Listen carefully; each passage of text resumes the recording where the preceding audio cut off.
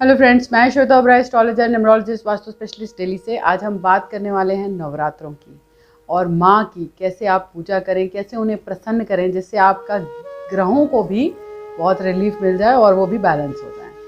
देखिए, पहली माँ शक्ति हैं जिनका नाम है शैलपुत्री। वह हिमालय पर्वतराज हिमालय की पुत्री हैं और उनका वाहन जो है वो वृषभ है। एक हाथ में उनके त्रिशूल है, दूसरे हाथ में कमल है। माँ शैलपुत्री का विवाह शंकर जी से हुआ और शंकर जी से विवाह होने के बाद जब प्रजापति दक्ष ने उन्हें अपने यज्ञ में नहीं बुलाया, जिसके कारण उनको बहुत दिल को ठेस पहुंची और उन्होंने वहां जाके अपने पिता से शिकायत की। जहां उनको संतुष्टिजनक जवाब नहीं मिला तो उन्होंने योग अग्नि द्वारा अपने आप को जलाकर भस्म कर लिया। ये कहानी हम बचपन से सुन रहे हैं। अब इसी के साथ है कि माँ सती ने जब अपने आप को आत्मदाह कर लिया, उसके बाद शिव ने प्रजापति दक्ष के यज्ञ को खत्म कर दिया, उसका नाश कर दिया। और आप जानते हैं कि उन्होंने उनका सिर काट के बकरे का सिर लगा दिया था। ये हम बचपन से सुन रहे हैं। अब हम आपको बताते हैं कि इनकी पूजा करने से आपका कौन सा ग्रह अच्छा होने वाला है। इनकी पूजा करने से चंद्रमा बहुत शुभ हो जाते हैं, क्योंकि वृषभ इनका वाहन है। गाय के घी से बनी वस्तुओं का भोग लगाने से माँ प्रसन्न हो जाती हैं। माँ सिद्धियाँ देने वाली हैं, क्योंकि इनकी पूजा करने से मूलाधार चक्र भी सक्रिय हो जाता है। तो जब भी अब आप पूजा करें नवरात्रों की, खेतरी जब आप दिएँ और जब आप दिया जलाएं तो देसी घी का दिया जलाएं। कोशिश करें देसी घी की बनी हुई कोई मिठाई आप बनाएं, घर पर ही बनाएं तो बहुत शुभ है। उससे आप उनका भोग लगाएं तो आप देखेंगे कि माँ प्रसन्न हो गई। वैसे तो माँ हर छोटी चीज़ में भी प्रसन्न हो जाती है अपने बच्चों से। माँ कभी अपने बच्चों से नाराज़ नहीं होती। थोड़े टाइम के लिए हो सकता है वो बात ना करें, लेकिन माँ कभी अपने बच्चों से नाराज़ नहीं होती। माँ हमेशा क्षमा कर देती है, चाहे उसका बच्चा कोई भी गलती करे। एक क्षमा कर देना स्त्री का सबसे पहला एक ममतामय रूप है कि माँ हमेशा क्षमा कर देती है।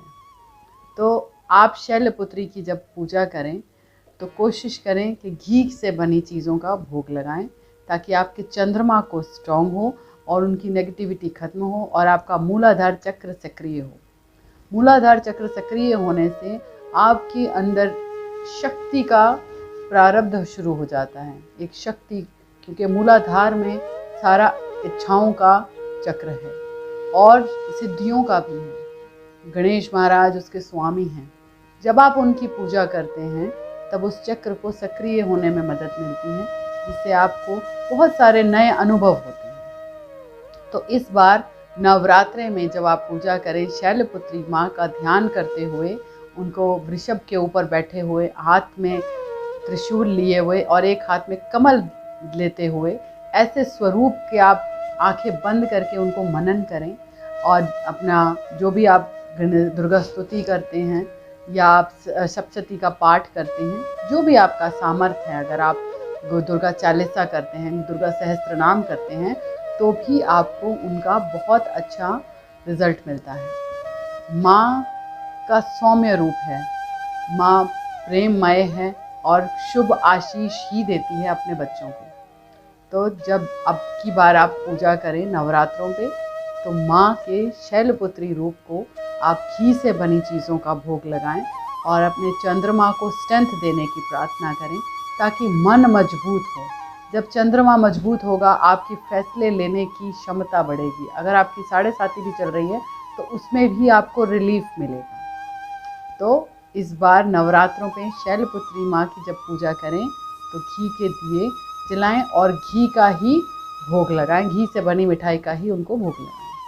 ऐसी ही छोटी टिप्स के साथ मैं 9 देवियों के बारे में आपको पूरा बताऊंगी और उनके बारे में ये भी बताऊंगी कि कौन से ग्रह से आपको स्ट्रॉन्ग वो करेंगी और कौन सा ग्रह आपका बैलेंस होगा।